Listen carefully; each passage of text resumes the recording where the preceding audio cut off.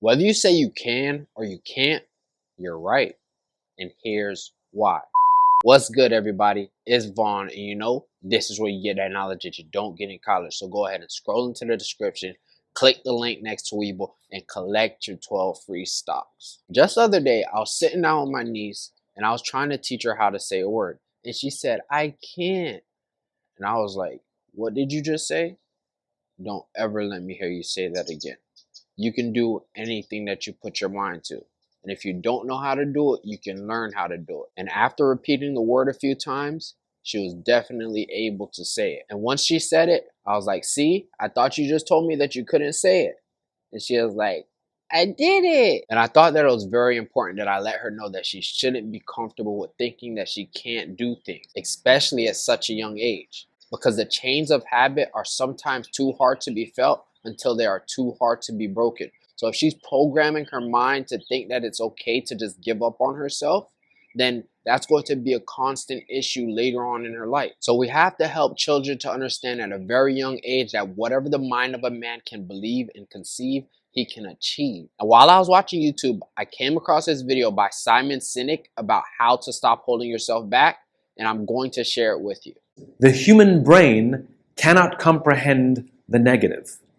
It is incapable. Yes, it's true. I'll give you an example. I believe you. Okay? No, I'll give you an example. You don't have to believe me. I'll prove it. Okay? The human brain cannot comprehend the negative. You ready? Don't think of an elephant. Oh. Yeah, I know. You can't tell the human brain not to do something, right? And so what happens is we very often reinforce things when we put things in the negative, right? I can't get apart. I can't get apart. I can't get apart, right? Or I can't do this versus I'm going to keep doing this. I'm going to keep doing this. I'm going to keep doing this, right? And it's such a huge thing to convert things into the affirmative. You're supposed to do it with children as well. We're supposed to say, instead of saying to children, don't eat on the couch, we're supposed to say, eat at the table.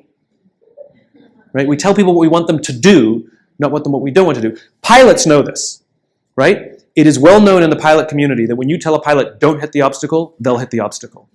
Because what they're doing is focusing on the obstacle. Skiers know this. If you ever seen skiers go through trees, do you know how they do that? It's very easy. It's actually surprisingly easy. If you go through trees on skis and you go, don't hit a tree, don't hit a tree, don't hit a tree, guess what you're watching? You're only looking at trees. All you're doing is seeing trees. You don't understand how anyone can ski with all these trees, right? As opposed to follow the snow, follow the path, follow the path. The only thing you see is the path. Skiers know this. If you say don't hit a tree, you'll hit a tree. You won't be able to find a path because all you see is millions of trees. If you say only follow the path, you actually don't see any trees. There's actually very sparse trees. There's plenty of path. There's plenty of snow. It's the same thing for you. If you focus on the obstacles, all you will see is obstacles. If you focus on the path through the trees, all you will see is path through the trees.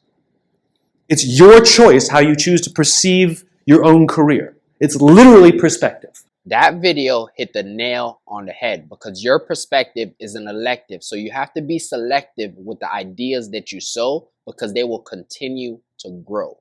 The things you worry about, you bring about. And a very important takeaway from his message is that if you focus on the obstacles, you'll only see the obstacles. So you have to program your mind to be more solution oriented. So focus on the solution and you will find it. If you focus on the problem, then it's going to emphasize the problem in your brain and you're gonna go insane. And that will probably cause you to continue to complain. Sometimes you have to go against the grain and understand the benefits of the rain so that you can continue to benefit from the changes in the seasonality and understand the duality of reality. When it comes to making money, this is the main issue that many people deal with, is that they focus on the problem rather than the solution. And they navigate through life with a scarcity mindset rather than an abundance mindset.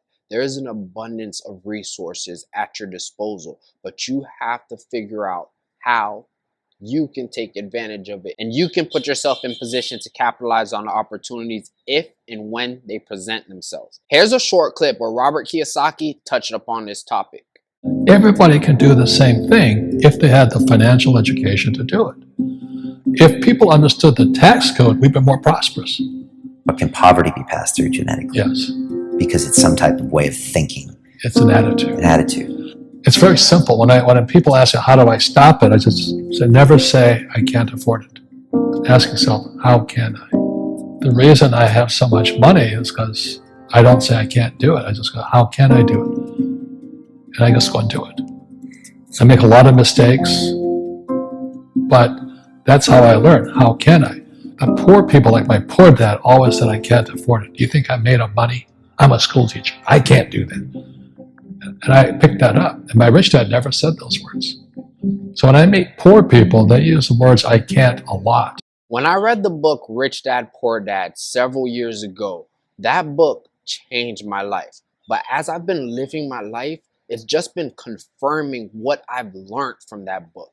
And I have come to understand that it is very true that poverty is a mindset. The way that you think is going to dictate the outcome that you create for yourself. Something that I've noticed is that many of the people that are less fortunate are more desperate than they are determined. They feel as though there isn't enough in the world, so they have to get what they can by any means, rather than creating so much value that the customer would feel guilty if they didn't compensate the individual. Wealth and poverty are a byproduct of an individual's thoughts. What you think about, you bring about. And you get paid in direct proportion of the problem that you solve. So if you're able to think of a solution to a massive problem, then you will be compensated accordingly, as long as you are able to bring awareness to that product. Because marketing is a critical component of any business. But if you sit around and just complain and blame the world for all of your problems, then there is nothing that you will gain. The energy required to blame and complain is the same amount that you would use in order to gain and maintain. Everyone wants to be happy. Nobody wants to feel pain. But you can't have a rainbow without a little rain. I remember my brother once told me, nothing in life is free. Anything that's free costs too much.